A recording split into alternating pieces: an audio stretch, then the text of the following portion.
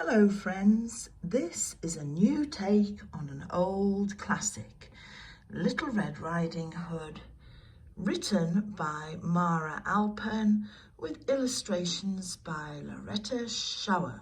Little Red Riding Hood. Once there was a little girl who loved to wear red. She had red shirts, red skirts, red shoes, and a fabulous bright red cloak. And her name was Little Red Riding Hood. Early one morning, Little Red's mother packed up a basket. "I have a very special job for you," she told Little Red. "Granny is feeling poorly. Will you take her this fresh fruit?" "Of course," cried Little Red, and she put on her favourite cloak and kissed her mother goodbye. In the stories I remember, it wasn't fruit, it was buns or cakes, so we've turned a little bit healthy in this version. It was a bright sunny day, and Little Red skipped through the woods. "Good morning," she called to the rabbits and the deer. "I'm bringing Granny a special surprise." But somebody was peeping from behind a tree. Who is that? Little sneaky person. Well, it was a big hungry wolf. "Good day," growled the wolf. "What are you doing in the woods all alone?" I'm taking this special basket of fruit to Granny," Little Red replied. Yuck, thought the wolf. He didn't like fruit. He liked to eat tasty little girls. So the wolf thought up a plan, a horrible, clever plan. "Why not pick some lovely flowers?" he said. "Good idea," said Little Red. But as she started gathering daisies, the wolf raced down the path towards Granny's house. The wolf knocked on Granny's door with a thud, thud, thud. "Is that you, Little Red, my dear?" called Granny. "Yes," squeaked the wolf. "Let me in. It's breakfast time." "Oh, goody," said Granny, opening the door. "What are we having for breakfast?" "You!" cried the wolf. "Ah, Granny, you're not Little Red," and she slammed the door right on his big furry nose. "Oh!"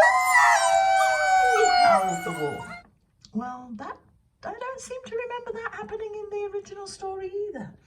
Quick as a flash, Granny ran out the back door and into the woods to find help. Sensible Granny. "Horrid old Granny," the wolf growled, rubbing his nose. But now he could put his terrible plan into action. So when Little Red knocked tap, tap, tap on Granny's door, it was a deep, scratchy voice that answered, "Come in, my dear." Little Red walked into Granny's bedroom and stopped in surprise. "Why, Granny," she said slowly, "what big ears you have." "The better to hear you with, my dear," croaked the wolf. Now that is the classic line, or shall I say we're getting to the classic line of this story. "And Granny," Little Red said carefully, "what big hairy arms you have." "The better to hug you with, my dear," growled the wolf. And here we go. "But Granny," Little Red whispered, "what big teeth you have." "The better to eat you with, my dear," snarled the wolf, and he pounced on Little Red. Just at that moment, the door burst open. In rushed Granny with the woodcutter. "Stop right there," yelled Granny. "Put her down now," bellowed the woodcutter, "or we'll chop you up and turn you into a birdhouse." A birdhouse. I've never seen a wolf turned into a birdhouse, but there you go.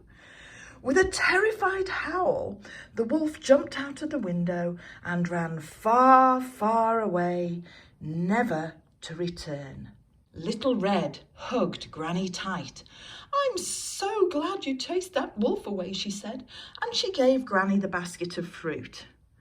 What a day of excitement, laughed Granny. Now let's all have breakfast.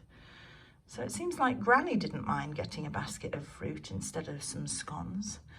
But at least in this version, everybody survives, including the wolf. I think if you want to know the real versions, you should delve back further to some of the more original versions of this story. Anyway, thank you very much for watching. I hope you enjoyed this story. Please like and subscribe because I'm reading other stories. Bye for now.